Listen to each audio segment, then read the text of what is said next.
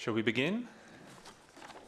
So, good afternoon, everybody, and welcome to this press conference that we have organized after today's vote on the composition of the European Parliament for the next parliamentary term of 2019 to 2024.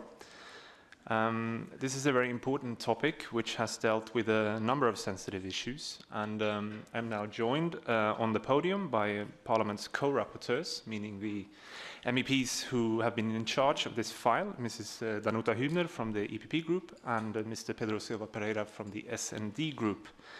They will start by outlining their main proposals and their main thoughts about the work on this file, and after that we will be happy to answer any questions that you might have. And also feel free to ask questions in another language, as we provide interpretation in English, French, Spanish, Italian, Polish and Portuguese. So Mrs. Hübner, Mrs. Silva Pereira, you have the floor. You are free to choose who would like to begin. So please, the floor is yours. Thank you, Victor, very much. And indeed, we are two, as you probably have noticed over years, that for very important files, there is this tendency in the European Parliament to have two rapporteurs so that political groups can start cooperation also during the process of preparing the solutions. And this was the case also of, this has been, I think, for years the case also for the composition of the Parliament regulation. And as you probably have heard, but just to remind you, that this is a very specific procedure that finally leads to the decision of the European Council. So we started in the European Parliament with the draft proposal. Now it will go to the European Council. You probably have noticed on the website of the European Council in February there is already discussion on some of the issues on transnational lists, on Spitzenkandidaten, so probably there will be also, in general terms, also this issue on the agenda. Then the European Council has to make the decision by unanimity, and then it will come back to the European Parliament for so-called consent. So we will have to have another vote in the plenary to make this European Council decision really valid as the basis for the new elections to European Parliament. Here in the House, we are expecting that the elections will be between 23rd, 26th of May next year, so less actually than 2 months after UK leaving. And as you also can imagine, the Brexit issue was important in our considerations throughout the whole process. So procedure is one thing. The second thing is that we also have started our work by formulating certain principles that we would like to respect, and some of them are in the treaties, and this is digressive proportionality, which is a principle that has to be respected in the case of the composition of the Parliament decision. But we also took into account the fact that the Brexit creates also a situation where we can use a limited number of additional seats to make the digressive proportionality really fully respected. So we now have the distribution of seats that is, from that point of view, close to perfect, probably. Of course, you can always make it better, but I think we did it. We also listened carefully to all colleagues, all national delegations, all individuals, member states. Most of them were also here to express their concerns. We also agreed that this is such a moment where it would be difficult to convince the European citizens that member states can also lose seats that they had allocated in the years before. And we took this no-loss assumption also as an assumption for the allocation for 2019. And then when talking about Brexit and the fact that the 73 seats will be freed, we also agreed that we should use the minimum, the lowest number possible, just for the sake of this catching up with digressive proportionality. So we built the whole procedure, the whole proposal on those assumptions. What I could maybe also add as the last thing, and maybe Pedro will just tell you what we got in the vote. We also, as you probably know, when there are certain rules as well on with regards to the way we base the composition of the European Parliament on the demography of member states, and the basis is always the recent data on the resident population. This comes also from the regulation, I think, from 2013. So this is what is the basis for the assessment of the demographic situation in the member state and for the calculation of the regressive proportionality. So we have proposed a smaller parliament. We proposed a Brexit-proof, I think, solution. And we continue to consider the composition of the parliament as a major goal of this draft European Council decision. But as you know, there were also other issues added to the agenda, among them transnational lists, which is another big issue. Maybe I just give the floor to Pedro now. Thank you very much. Good afternoon to you all. Let me begin by saying that as a co-rapporteur, I'm very satisfied with the fact that our common proposal was approved by such a clear majority in the European Parliament. I believe that this sends a clear message to the Council in favor of a new allocation of seats in the European Parliament that ensures a more fair Parliament, that is to say, a Parliament where we can have a better representation of the citizens here in the Parliament, but as well to ensure the principle that there is no loss of seats for any member state. This looks very simple, but it was never possible in the future, in the past. When we had to change, due to enlargements or amendments to the treaties, the composition of the Parliament in the past, someone always had to lose seats in order to give room for others to gain some additional seats. That's not the case in our proposal, due to the fact, of course, that we have available now the possibility of redistributing some of the UK seats that will be left vacant after Brexit. So we believe that our proposal is reasonable, is balanced, is fair. And that is why, for sure, it got such a strong support in the European Parliament. So I can only hope that the Council will adopt the proposal that we've now approved here in the plenary of the European Parliament, so that we can have a new composition of the Parliament for the next term. Now, I'm not going to escape to the issue of the transnational list. The position of the plenary of the Parliament was, of course, quite clear this afternoon. And I would like to call your attention to the fact that transnational lists, no matter all the debate, were always something a little bit lateral in the report that we've presented. The report was fundamentally giving room in the new composition for future enlargements and eventual creation of transnational lists by the Council. But the report was also recalling, as the European Parliament has already done in 2015, that the creation of the transnational list is a matter of the electoral law, not a matter of the composition of the European Parliament. And so an unanimous decision of the Council was a precondition for the creation of the transnational list. This was the message from our report. In fact, we had a debate on the idea of the transnational list already. So some have somehow anticipated the debate that we have tried to send to the Council.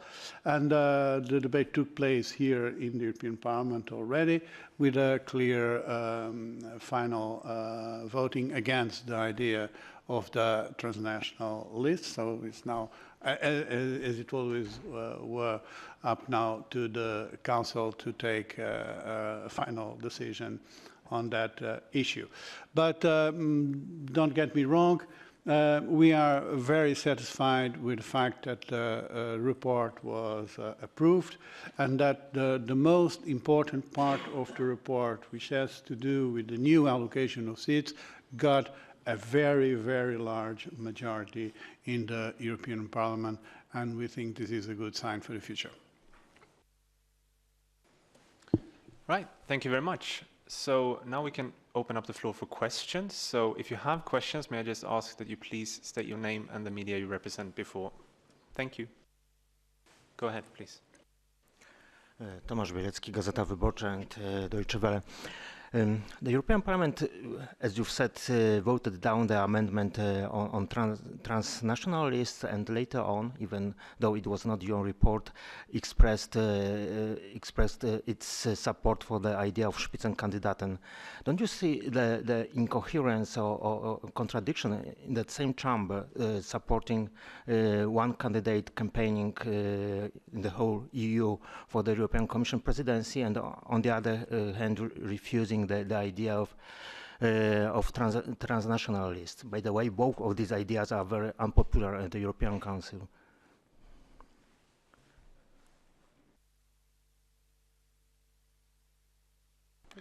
No, I think we are talking about two different issues. Transnational list is one thing. The mechanism of the Spitzenkandidat is a different thing. We can have one without the other. In fact, we had one without the other in the last European election, so I don't see why we can't have it again in the future. I think that the European Parliament has also sent an important message today in favor of keeping this mechanism, because it gives to the citizens the notion that their vote has a consequence, and it reinforced the democratic legitimacy of the European Commission.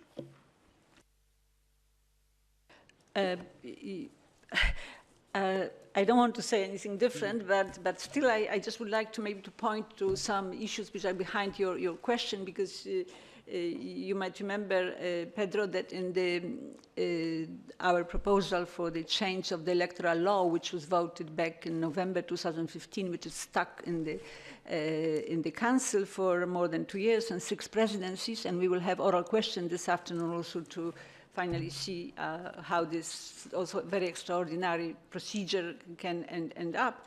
We at that time had this idea that transnational lists could be, on the top of transnational lists could be exactly the candidates coming from different European parties who would be the candidates for the Spitzenkandidaten procedure for the election of the European Commission president. But in the meantime, indeed, it just the thing has been sort of divorced. There was this decoupling of both ideas, and Spitzenkandidaten have been introduced into the statutes of all major European parties as a proposal, but without transnational lists. So in this sense, politically, those things were decoupled. But if you think of the logic behind that, it's also about making Europeans aware of somebody who will be in far Brussels on the top of a very important institution, and will also, there will be this challenge of making this person acquainted with people and people acquainted with this person. So the logic is very, very similar. So I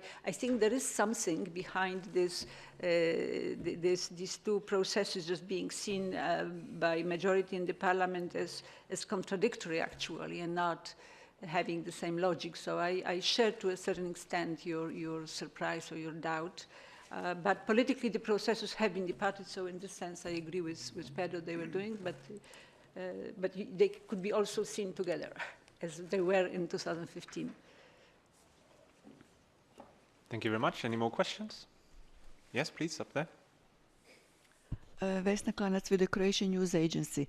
As I understand, 27 UK seats will be redistributed among 14 or 15 EU members. But what about the remaining 46 seats that were supposed to be for the candidate on transnational lists? Well, our proposal was in fact only to redistribute 27 of the 73 UK seats, meaning that all the other 46 seats will be available for future enlargements or the eventual creation of the transnational list. That was the proposal. So if there's no transnational list, nothing changes really in the proposed composition of the European Parliament. So what we will have in the end is that we will have even more room of maneuver because we will have 46 seats available for future enlargements. And this is much more important than it seems, because we are ensuring now to all the states that nobody is going to lose seats in the next term, but leaving enough room for future enlargements. We are also saying to the member states that they won't lose seats in the future in case of future enlargements.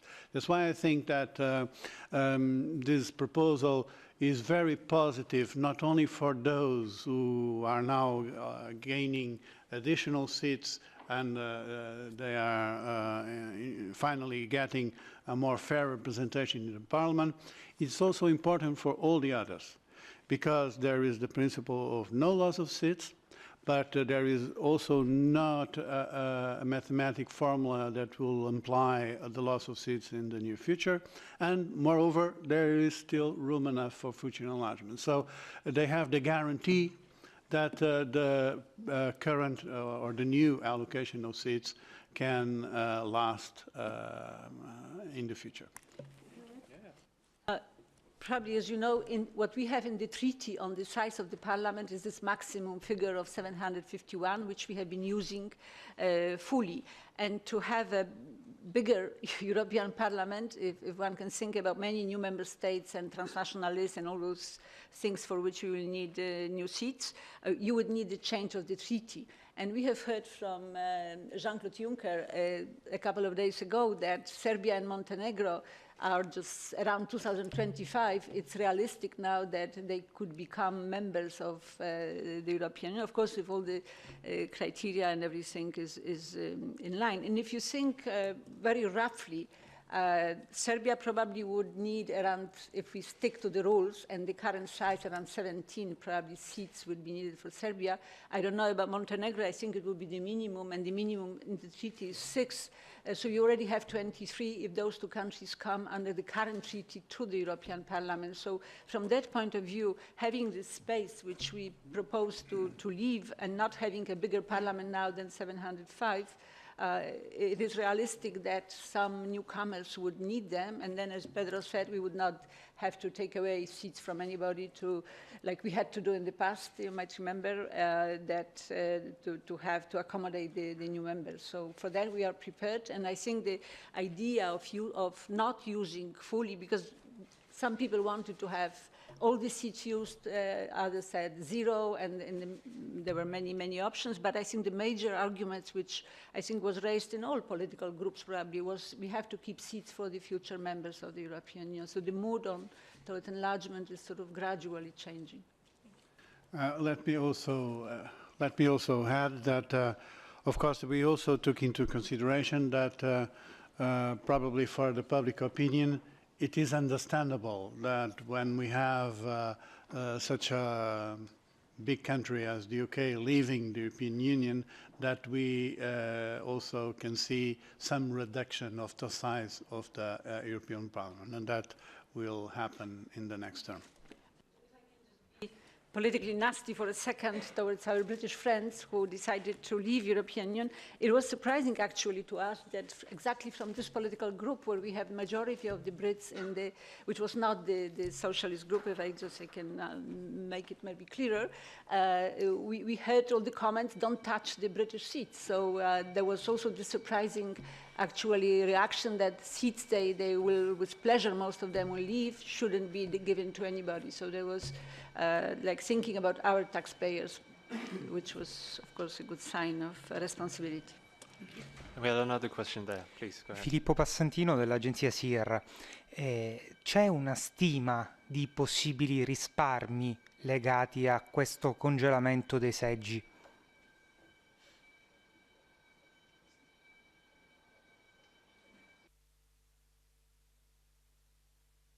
We didn't enter into the calculation of how much the fact that people can have directly representatives in Brussels and in Strasbourg, who are major co-legislator of the European Union, how much it costs. I think it's well known, and especially Eurosceptics probably have done a lot of studies, so you can just divide those costs by the numbers of people. I haven't seen this type of measured, but certainly it's proportionally that could cost less than the fully fledged 751 Parliament, but I personally didn't do this type of study. I just, when I touch them, I see 751 and then I see 705, I just assume it's much less, and that's what we did.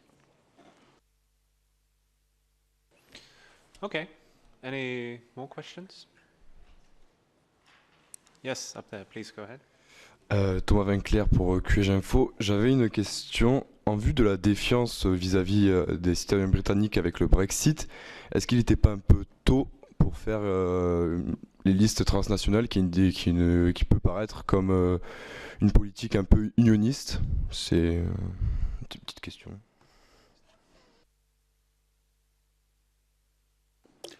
Well, again, I think that this debate, I wouldn't say it is over, but after the vote we had today, I don't think that in the near future the idea of transnational lists can be sustained.